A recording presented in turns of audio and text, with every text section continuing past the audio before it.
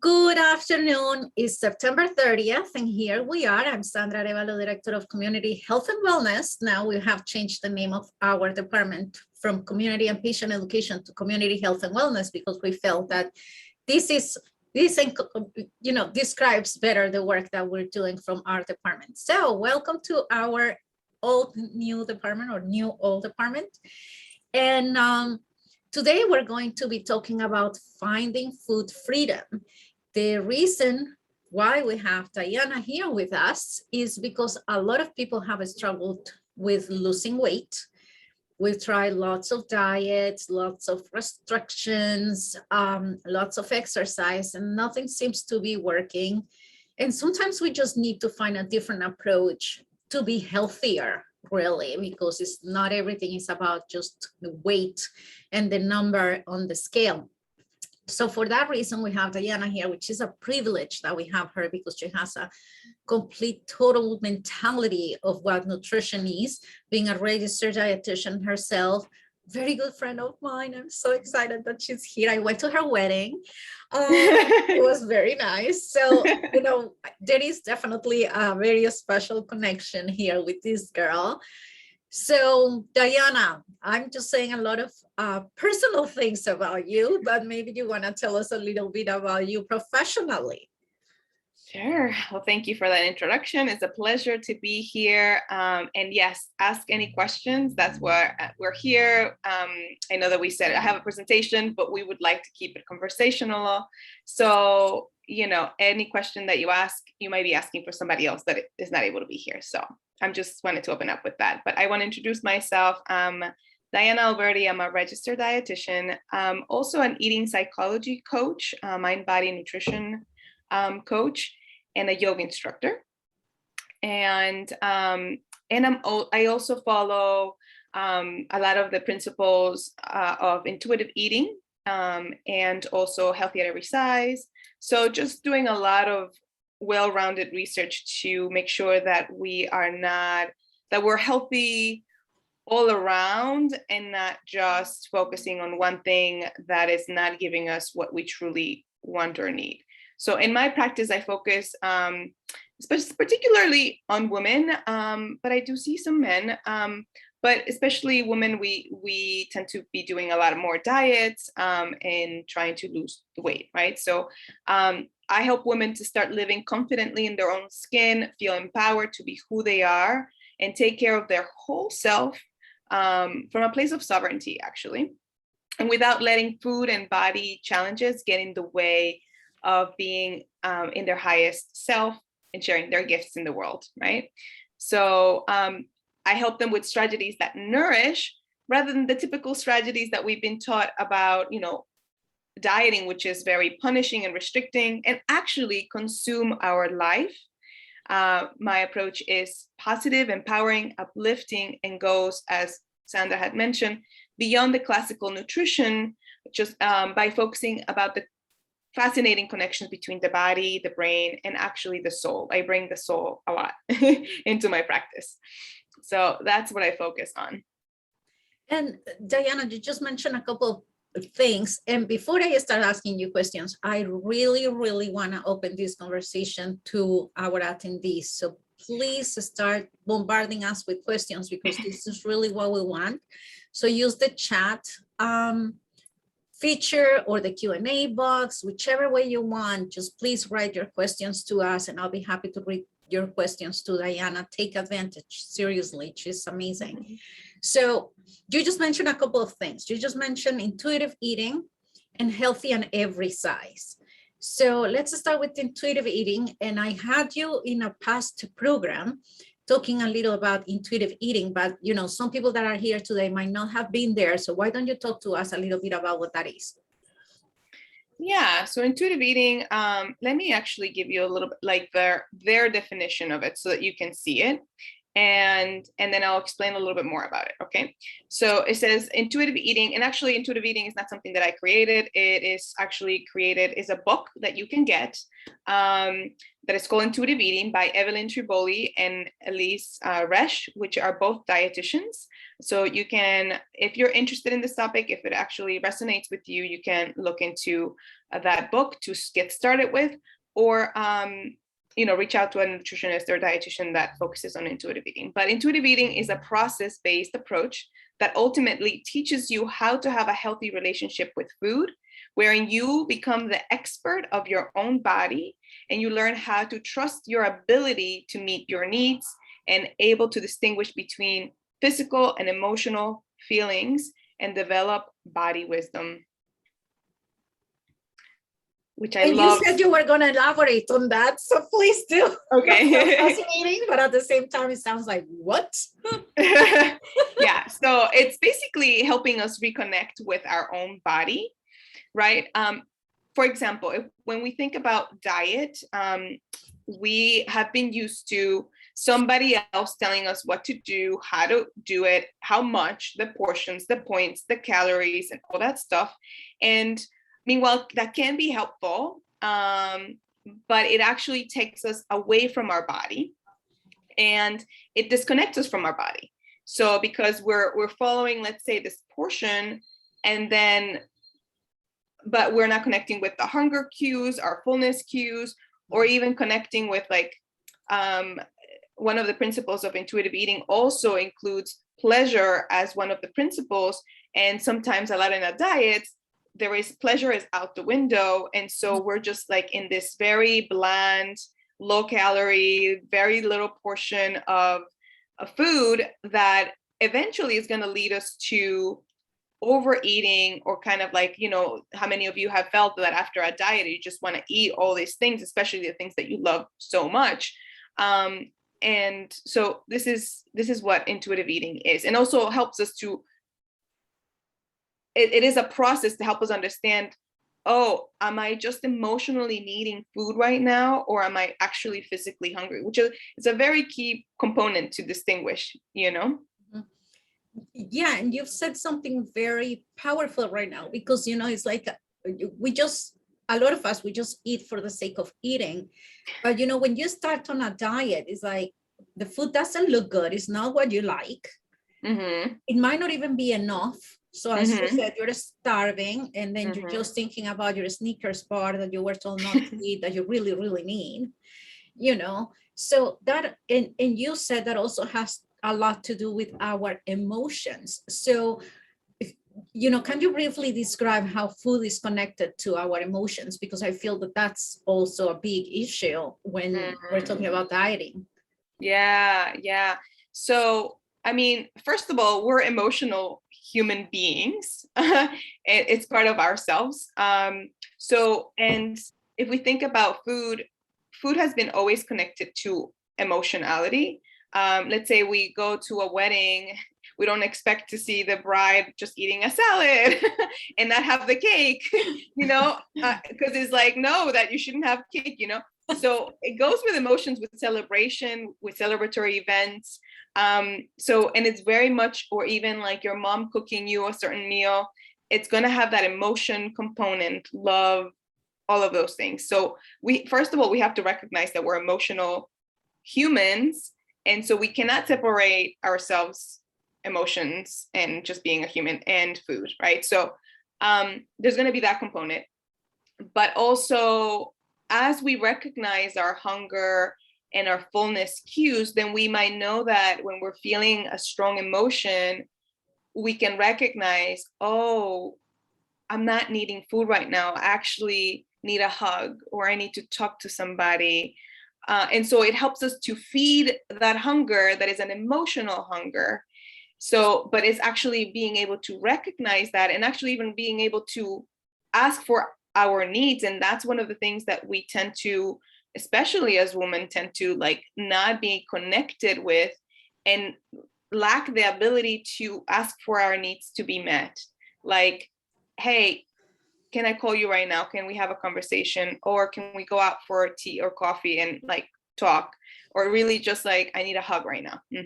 Now, does wine count on that? Because, and especially during COVID, it's like, it's well known how the consumption of alcoholic beverages is actually going up. Like more people are drinking at night, like wine or whatever it is. So does that count as emotional, I guess in this case, drinking, if not? Yeah, for sure. It is anything that also helps you to check out, numb out, and not be present with their emotions. It's interesting because emotional eating works in a way that what we want is take yourself out of that emotion. So let's say that you're feeling sad, you're feeling anxious, you're feeling, so eating actually provides you with that, or drinking, right?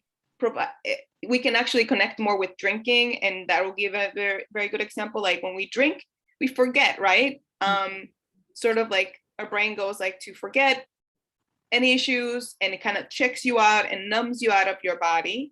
So same thing actually happens with food, especially when we have a food that is that it actually sends the signals to the brain, like this high dopamine, that kind of like, oh yeah, this is good. So it takes us out of whatever we were feeling before. And yes, it's so the brain does that.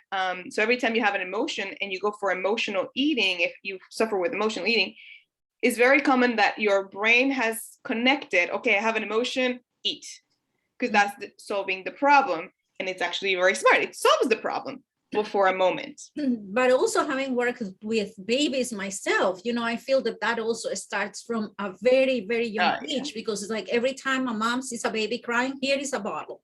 It's like, instead of looking, okay, do you need a diaper change? Are you cold, or are you too hot, or do you need a hug, or do you behold, or something like that. It's like, oh, here is a bottle, baby's hungry, boom. So I feel that some of us have lost that ability to recognize our hunger and satisfaction cues, because since very little we've been programmed to just eat when we have a need, regardless of the need. Yeah, you're absolutely right. It starts right from there for sure. And then it perpetuates over childhood, because then your mom might have said, well, you have to finish your plate. There's so many people starving. You need to finish up your plate. Maybe you would have full already, but you were forced to clean your plate. And then that created that habit of not even checking in with your body and just finishing up the plate. Exactly. Right? Yeah, it's not about the food, it's about the quantity. If you don't eat everything on your plate, you're just not eating enough. Then even from pregnancy, right? Because like now you have to eat for two. Like it's you and your baby, so the poor baby is being stuffed in there in utero. And the other thing that I think is very important that you can talk about is healthy at every size. And we actually have a question here that I think goes hand in hand with that, because it says there is a focus on BMI. How important is it really to pay attention to BMI all the time? Yeah.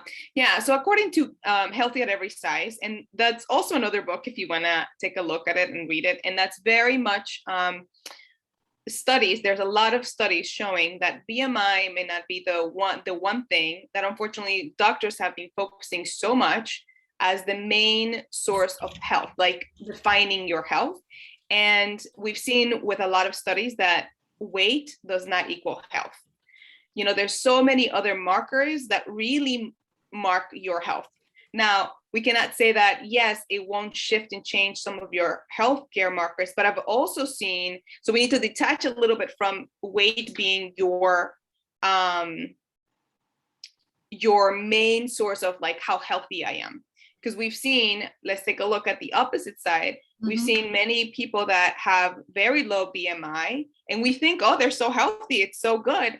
And then when we really look into it, and it's like very unhealthy, right? It could be very extreme to eating disorders, but even, a person can be with high cholesterol, diabetes, and a low weight, and so we've unfortunately been trained to think that weight equals health, and that is not true.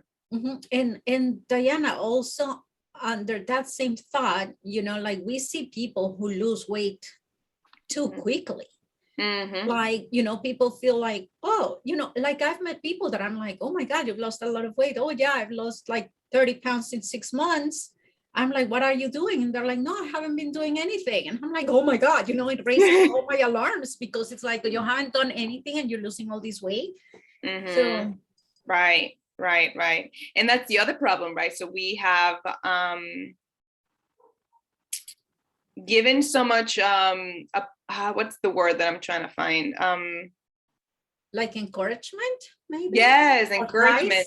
advice? Yeah, exactly. That, you know, even, and that's the thing, like sometimes we don't even know if that person if has any, like you were referring to, underlying health conditions that could be leading to weight loss, and then we are praising them, oh, you've lost some weight, and then meanwhile we don't know if that person had any severe issues, you know, thyroid, cancer, any of these things that make you lose weight very fast, and we are perpetuating this negative thing with weight. So it's better to, you know, to even ask like, how are you, and apprise the person for who they are rather than how much weight they've lost, or yes, you know, how they look. Yeah. And now let's get into a little bit more specifics, because we keep getting questions. So for example, it says here, I like sweets.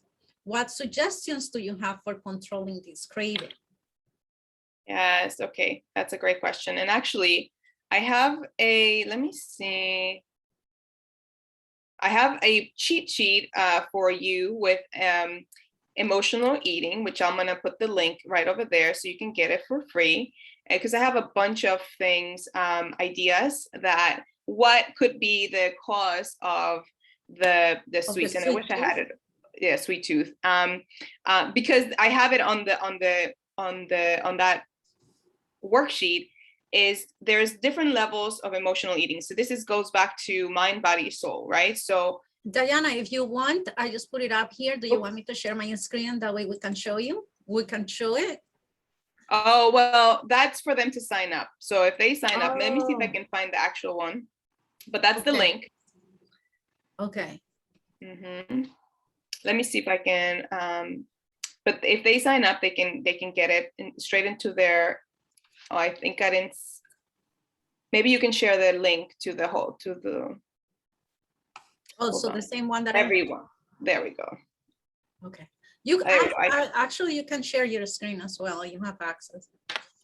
Okay. Let me see if I can find it really quick. But you know what, the thing is very interesting. I didn't know, like, you know, people have either a sweet tooth, a salty tooth, a fat tooth. I didn't know that also there could be a reason for that as well. You know, that's interesting to know. Like, you not just have it. There might be a reason for you to have it. Exactly. So there is definitely either emotional emotional component, a physiological component, meaning your body needing an extra nutrient. And then there's a soul component, right? So like your soul needing something else. That's why it's craving so many sweets. And in that worksheet is what I share as far as like what could be the cause of it. And let's see if I find it. But I would say first, I mean, before we even get into like the emotions of it, I like to see typically how is the typical diet of that person throughout the day, because if your meals throughout the day are not balanced and are racing and dropping your blood sugars throughout the day, you're skipping meals and they're not balanced, of course you're going to crave sweets at the end of the day, right? So that's the physiological cause, that maybe your meals are unbalanced. And then but if your meals are balanced and you have them during a regular time and regular meals, and you have the good proportion of proteins, healthy fats, and complex carbohydrates, but you still are craving some of the sweets, then that might be a different kind of like emotional component. Right. So let me see. I think I found it. So, but let me see if we have any other questions, and I can. We do. The next one is, how can we target losing weight in certain areas like belly fat? Yeah, well, unfortunately, we can target like one specific thing with weight loss. Your body is very specific. To everybody's body is going to lose weight differently. And but it could also be typically around the belly area. It always comes back to balancing your meals and balancing your sugar levels, blood sugar levels. That really helps to maintain just in general, right? So focusing on glucose levels and managing your balanced meals throughout the day. Diana, and now that you're talking about glucose levels and other balances, sleep. I feel that it's sleep. Yeah. Okay. Yeah. So see, I'm gonna share my screen now because I think this actually can relate. Let me see. Share screen. Hold on. Because that's a great question. I'm just gonna, okay, there we go.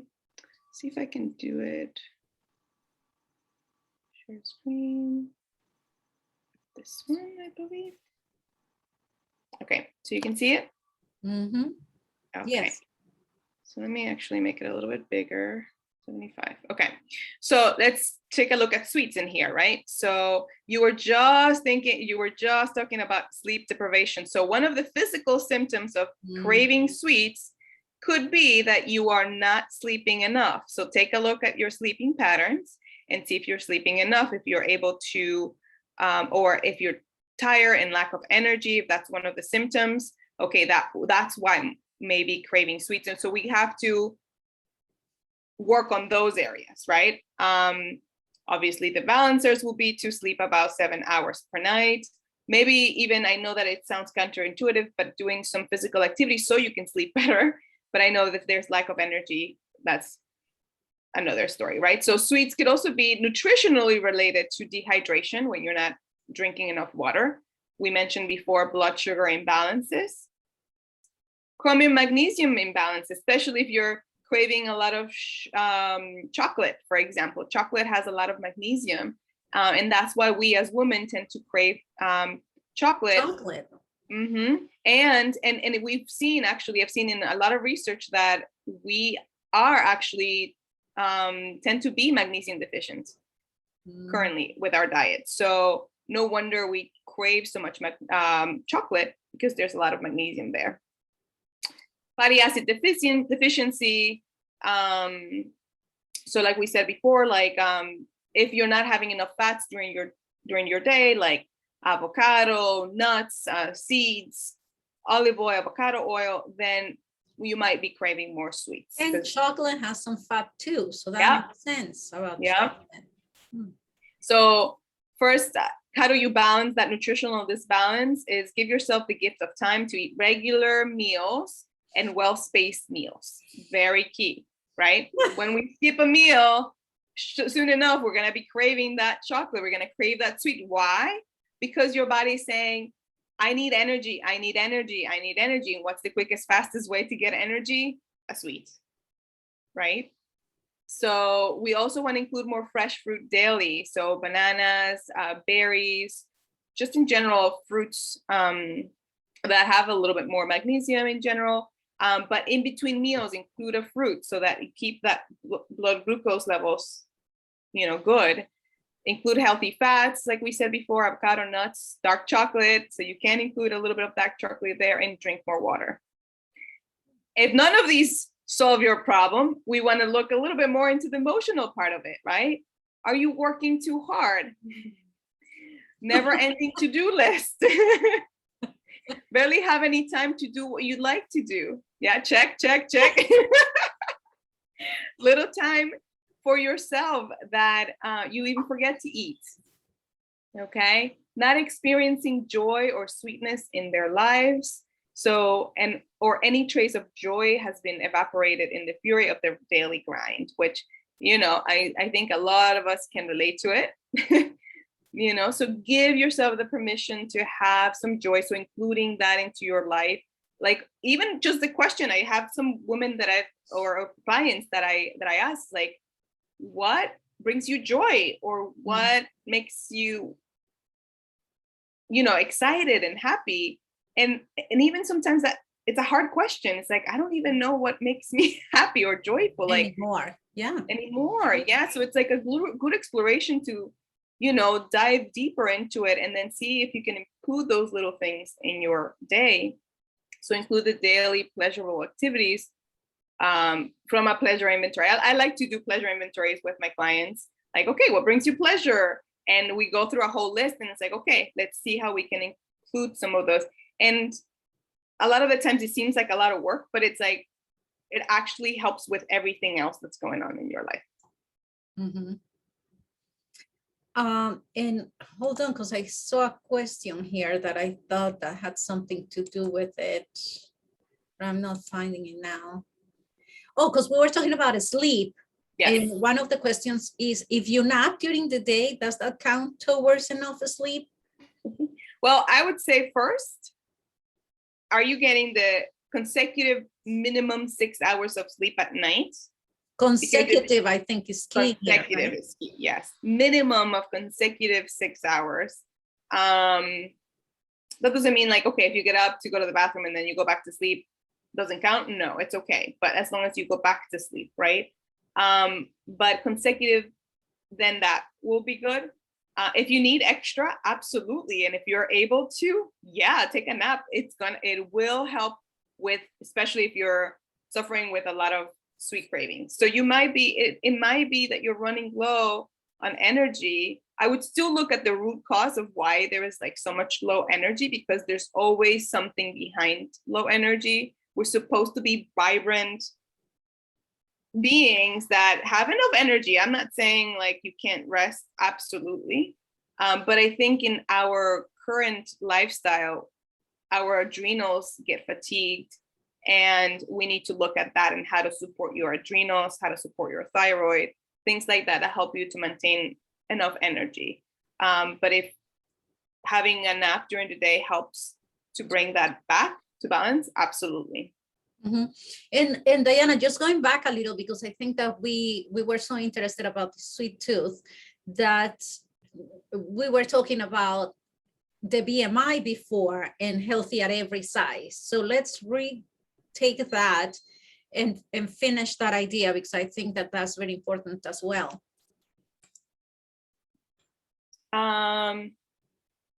Yeah, so healthy at every size with the BMI. I think we covered it. I don't know if, unless there's well, any. You said there was a book, right? There was a book that we could read, but then I'm not sure if we got the answer. So that's the BMI. How important it is. You said, yeah, you said, there are people who are very thin and all of that, but Yeah, so BMI, I don't think BMI is the best way to assess your health. I don't think it's that important. I think other markers are more important of your health and show of your health. It could be lab work. It could be even just how alive you feel and how many symptoms you have. That to me, because to me, wellness. So I have a quote here. Let me just. To me, health. So I would ask you, the participants, and all of you, like, what does health mean to you, right? What is the definition of health to you? And then take it from there. Does it mean just like a weight? Like if I look a certain way, but does that mean that, okay, you look a certain way, but then you're tired, you're cranky, you're not yourself, and you need to take naps every day, like, or whatever it is, like what does that mean? And why do you want to be healthy? Why is that important to you? Is it because you want to be there alive and fully, vibrant with your kids, or for yourself, or have a fulfilling life? Like, what is it and why? That's very important. So I like the definition. So health, if you just look at the definition of health and just Google health definition, is the absence of disease. And I don't think that, to me, doesn't cut it. Like, I don't just want to be in absence of disease, which is great and is a start. But to me is like, how well can I be? I like the wellness definition from the World Health Organization. which is, I think I have it here, a state of complete physical, mental, social well-being, and not merely the absence of disease. Mhm. Mhm. Because again, we've seen that people, try to lose weight and lose the weight, but they're obsessed about it or obsessed around food, and then they can't go out and they can't socialize, and they feel like they're in prison around food, because and in prison with their bodies too, hating on their bodies. Even if they've lost some weight, there's still hate. There's no acceptance. There's nobody acceptance. There's nobody love. There's not that confidence that you thought you would get just as losing, for losing weight. So for me, it's like, okay, not just simply losing weight, but it's like, okay, are you losing weight, but are you forgetting about your mental health, mental well-being, or your social well-being? Mm-hmm. Right? Or it actually can be causing more health problems just because you're trying to maintain a healthy BMI, So that's why BMI, weight does not cut it for me as far as like defining your health. And not even for me, but just research studies showing that it's not the best way to assess somebody's health and well-being. But now, Diana, I completely agree with you, but that raises me a question in me. At what point is a BMI dangerous? Because this is the thing. I know people, I can think of a few who are definitely overweight and absolutely happy, but at what point that BMI can get dangerous, even in the absence of disease or the in complete joy and wellness and all of that. I mean, is there a cutoff, or it doesn't matter? I could have a BMI of 60, and if I feel happy and in absence of disease, right? And it really depends on the person. That would be a personal decision, right? Of what is joy for them and what is, and is it impeding in their life? Like, there might be a point that it will impeding with their life and living life, right? But it really becomes like a personal decision, right? And typically, yes, there is obviously any extreme will not be in the healthy range, right? Because we're going to the extremes, and health always tends to be in sort of like this gray area, the middle ground, where we can be vibrant, we can live, we can do all these things.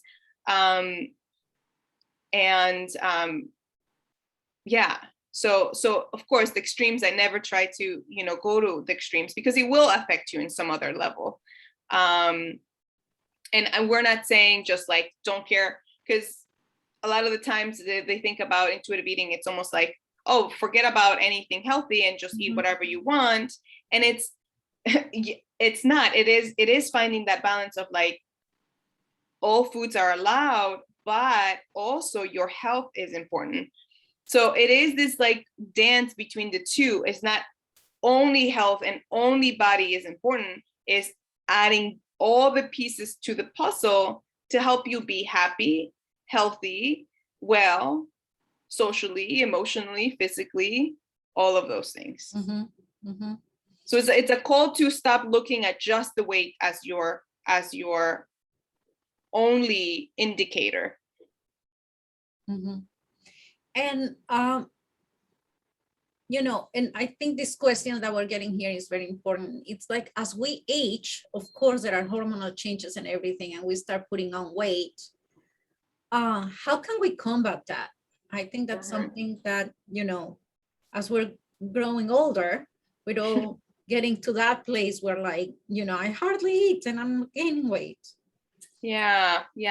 And it's so interesting because I've been doing so much more recent research on hormonal disbalances or imbalances. Yeah.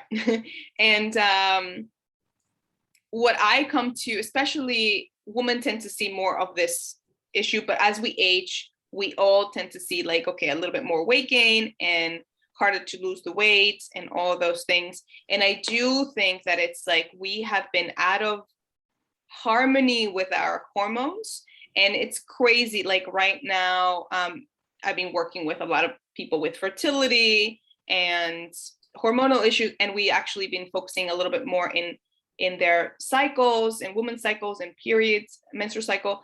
And we see how out of sync we've been with our cycles, how so much of like symptoms of PMS or all these other things really can be a factor if we step back into even like balancing our hormones through food and through other lifestyle changes that can help us be in harmony with our hormones. And so when we can be in harmony with our hormones, especially in this life stages that are transitional, the more that your body will be able, because I think it's more hormonal, like you said, you in the question you even said, right, hormonal weight gain.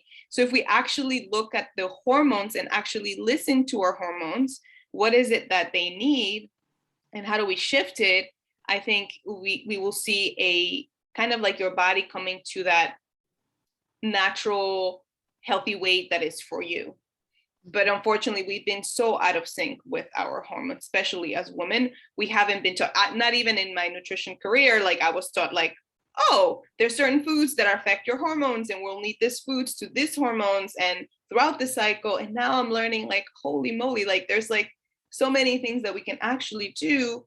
So we prevent these like harsh changes in our, especially now that we're working women, we have, I just saw a recent study that showed that women tend to have 4 times the stress, feel 4 times the level of stress, more the level of stress to men and more at home.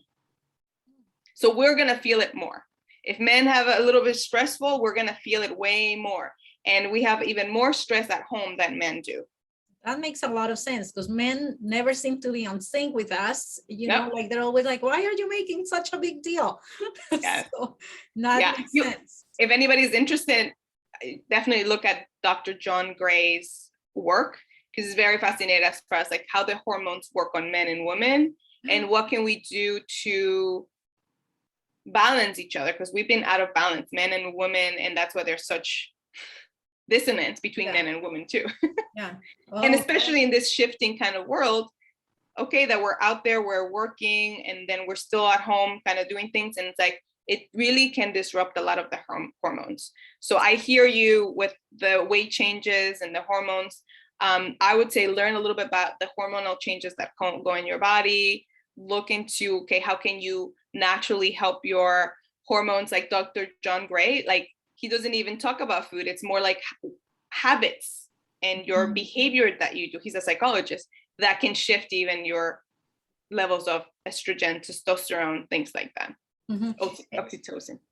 And Diana, now that we're talking about hormones, what about genetics too? And we have a question about that. It's like, does our body weight and structure be affected also by our genes, right? If the mother and the father have certain type of body, is that going to pass on to the kids? Yes. So of course we have the genetic components. We obviously have half of the genetic material from your mother, have the genetic material from your father. So of course that's going to affect, but it is not written in stone. Like this is what you will have because your parents had. It is, I do believe, and this is definitely already shown in the research of genetics that we are in control. Like the environment of the genetics is what matters for them to be genetically for that gene to turn on. So for example, if you have that genetic predisposition of diabetes or high levels of weight, it is there, but it does take you at a higher risk, but it is in your hands to change the environment so that gene doesn't get expressed. So we do have like, yes, there is a higher risk, but we do have things that we can do to shift that so that doesn't get turned on, that gene. Right? So if there is, it's almost like we were saying, yes, I even focus on that on like, there's even a lot of research that has been done on trauma, because I also love diving into trauma because that goes with emotional eating and all that stuff. Even trauma gets genetically transmitted into the offspring. That's been already scientifically shown. So imagine if the trauma can be transferred, but it is into us as individuals in the present moment to shift that trauma and change that trauma. So same thing with any other predisposed conditions and even there is a level, of course, right? So for example, if almost like that is one of the principles of intuitive eating. It's like if you are a size shoe 9, you wouldn't be expected or try to change your shoe or try to change your shoe size to a size 6, right? So that is just a genetic predisposition of like, you're going to be tall, a little bit wider, or a little bit tinier. You know, I'm not going to be expected to grow 5 more inches, and that just like, I'm going to fight for it. It's not going to happen. You know, there is some things that we have to just accept. Like, that is my genetic. Yeah, my mother looks this way, like, meaning that has the frame. But there's things that we can do, but the frame is going to be, okay, this is it. You know, it's like me trying to have blue eyes. That is my genetic composition. That is not going to change, you know? So there's things that we need to accept as far as like our frame, our body type. There's other things that we can change as far as our health goes. Mm-hmm. As a matter of fact, you know, I was just talking to a friend of mine yesterday, and we were talking about how 2 people in the same family, one had the worst diabetes and actually died 25 years earlier than her brother, who took very good care of their diabetes and never had any renal issues, amputations, nothing like that. And again, died of something not related to diabetes 25 years later. So wow. Even though they were brother and sister, so they have, you know, I think that speaks to that, like you can have the same genetic disposition, but really the environment and how you take care of yourself is really what's going to predispose or be a trigger for obesity of one of these chronic diseases, right? Yeah, exactly. Okay, and someone is asking if you could share more of these references that you're talking about. So far you've talked about 3 books. Maybe you would like to write it in the chat again, what these books are. Maybe I can, yes. I'm going to share the link to, because that might be easier to getting the book. Mm-hmm. And then something else, I love the tip sheet that you showed us with the sweets. So do you have more of those on your website? Yeah, I do. I will share the other.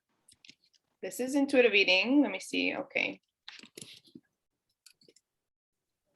And I would highly recommend to work with an intuitive eating practitioner, because that's the other thing that I've noticed in my work. I worked for a moment, for a period in my career, I worked with a lot of eating disorders.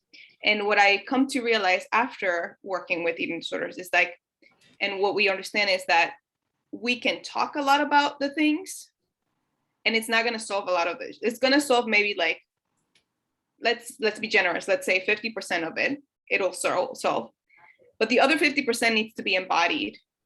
It needs to be felt in the body, move through the body, and especially with intuitive eating that tries to reconnect with your body. We need those practices that help us to connect with our body. So not just like learn it intellectually and then just like, okay, I know it, and then you put the book back, but then there hasn't been any practice to reconnect with your body. It has to be a practice. It has to be an embodied, felt experience for it to kind of work, because we have been so disconnected, and especially if you've been a dieter all your life, that this connection is strong, and the dieting beliefs and thoughts are strong, that it's going to try to like drive you away from your body and say, no, this is dangerous. Don't do this.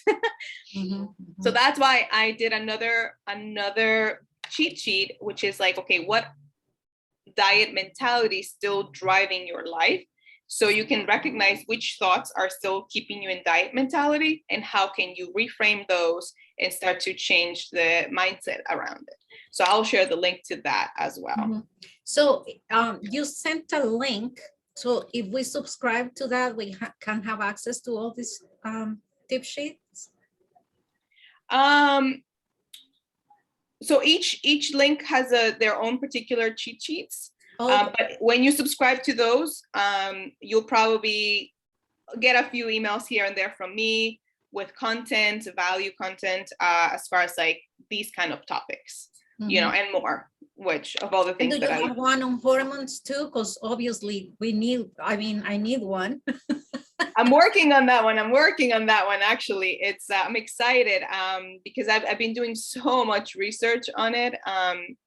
Did it link well? Go well? Yes, Like yes, we got the okay. link. Okay, so that's the first one was for intuitive eating. The second one, those are for the books. The second one is for healthy at every size. And then the last link is going to be the worksheet as far as like the diet mentality. Mhm.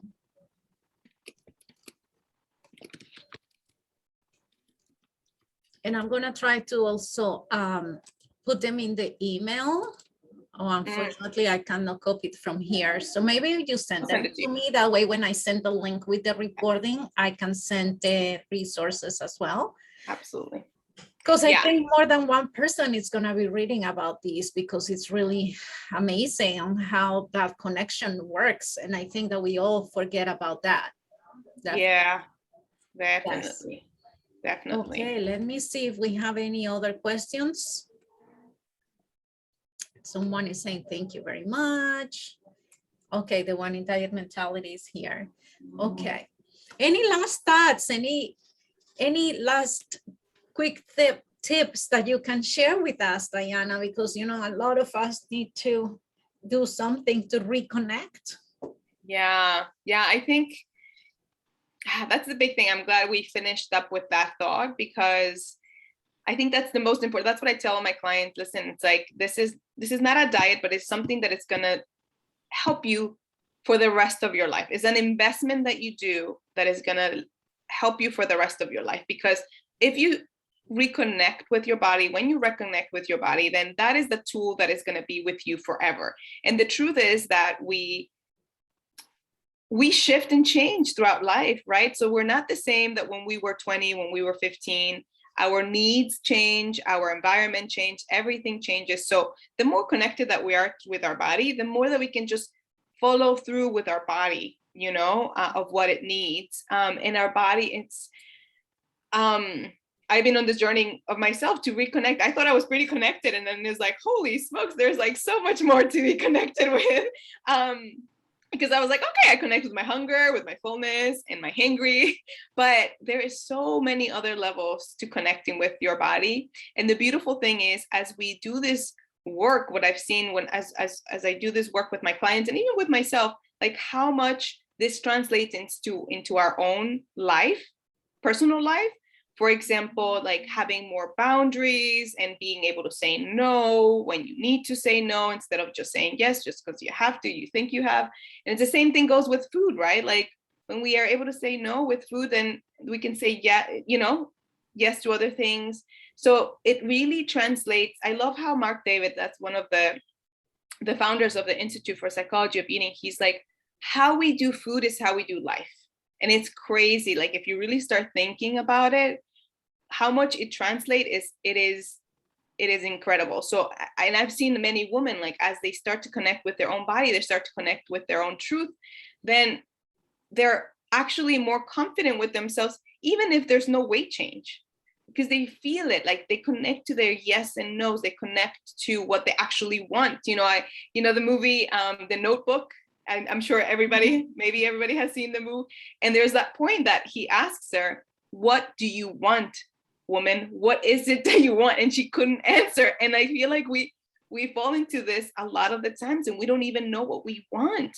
So pausing, and that goes even to big things in life, but also small things in life. Like, what do you want to eat? Like, how many of us, we go to a restaurant and it's like, we don't even know what we want to eat. It's like, we just order, but are we connecting to our body and saying, what do I actually want?